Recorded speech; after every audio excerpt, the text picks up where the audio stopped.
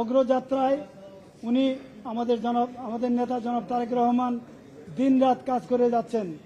বন্ধুগণ, আপনারা জানেন গত 12ই ফেব্রুয়ারি নির্বাচন হয়েছে। নির্বাচনে আমি ভোট দিয়েছি। আমার হাতের ভোটের কালির দাগ এখনো শুকায়নি।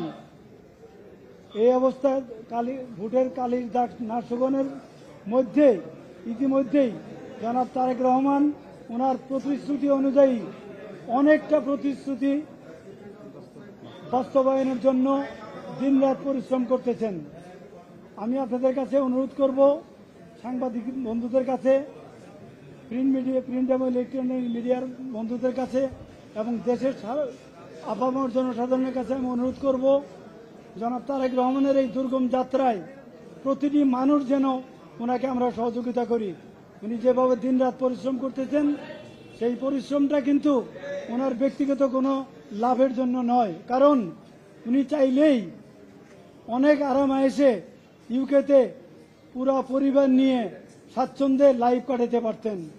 উনি চলে আসছেন মায়ের শারীরিক অবস্থা অসুস্থতার জন্য, ওনার অসমাপ্ত কাজ শেষ করার জন্য এবং ওনার যে পরিকল্পনা, সেই পরিকল্পনা বাস্তবায়নের জন্য দেশের প্রতি যাতে দেশের মানুষ শান্তিপ্রিয়ভাবে গণতান্ত্রিক ধারায় তাদের জীবন কাটাতে পারে, দেশ উন্নয়নের দিকে যেতে পারে, এইসব কারণে উনি দেশে চলে আসছেন, দেশের হাল ধরেছেন। প্রশ্নই ওঠে না। আপনাকে ধন্যবাদ। সুপ্রিম কোর্ট বার অ্যাসোসিয়েশন তাদের মেম্বারদের চাওয়া পাওয়াকে কার্যকর করার জন্য প্রতিটি সিদ্ধান্ত সাধারণ সভায় দিয়ে সেটাকে আলোচনায় এনে সাধারণ সভায় যে সিদ্ধান্ত হচ্ছে, সাধারণ আইনজীবীরা যে মতামত দিচ্ছে, সাধারণ আইনজীবীরা যে সিদ্ধান্ত দিচ্ছে, সেই সিদ্ধান্ত বাস্তবায়নের জন্য সুপ্রিম কোর্ট বার অ্যাসোসিয়েশন কাজ করতেছে। আমরা সুপ্রিম কোর্ট বারের মেম্বার হিসেবে সুপ্রিম কোর্ট বারের যে কোনো সিদ্ধান্তকে সাধারণ আইনজীবীদের মতো সমর্থন করে যাচ্ছি। আপনারা জানেন আমাদের প্রতিটি মানুষের, দেশের প্রতিটি মানুষের জুলাই যোদ্ধাদের প্রতি কৃতজ্ঞতা ভরে তাদের যারা মৃত্যুবরণ করেছে তাদের স্মরণ করা উচিত এবং যারা আহত হয়েছে তাদের প্রতি আমাদের সমবেদনা সহযোগিতা সবসময় থাকবে। আপনারা নিশ্চয়ই জানেন জুলাই যোদ্ধা সহ অনেকেই সুপ্রিম কোর্ট বার অ্যাসোসিয়েশনে লিখিত দরখাস্ত দিয়েছে, প্রেস ব্রিফিং করেছে।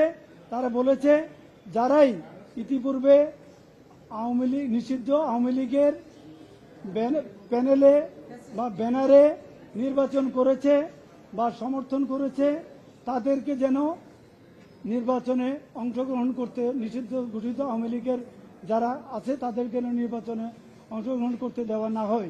এটা জুলাই যোদ্ধাদের দরখাস্তর প্রেক্ষিতে এবং অনেক সাধারণ আইনজীবীদের দরখাস্তর প্রেক্ষিতে সুপ্রিম কোর্ট বার এটার সিদ্ধান্ত নিয়েছে এবং এটা ইজিএমের মাধ্যমে এটার সিদ্ধান্ত হয়েছে।